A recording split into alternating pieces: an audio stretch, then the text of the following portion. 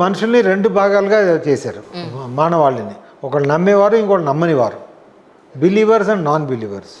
అంటే క్రిస్టియన్ ఇప్పుడు బైబిల్ నమ్మేవాళ్ళు, ఖురాన్ నమ్మేవాళ్ళు, ప్రొఫెసర్ మహమ్మద్ గారిని, అల్లాని నమ్మేవాళ్ళు, అట్లాగే జీసస్ని, తర్వాత వాళ్ళ గాడ్ నమ్మేవాళ్ళు.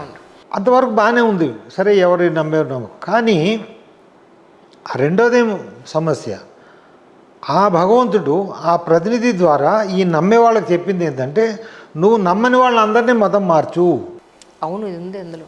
దానికోసం నీ దగ్గర ఉన్న వస్తు వాహనాలు, ధన సంపత్తి మొత్తం నువ్వు వినియోగించాలి. మతం మార్చు. మతం మార్చని వాళ్ళని ఏ విధంగానైనా కానీ ఈ ప్రపంచంలో ఉండడానికి అర్హత లేకుండా వాళ్ళని మట్టు పెట్టాలి.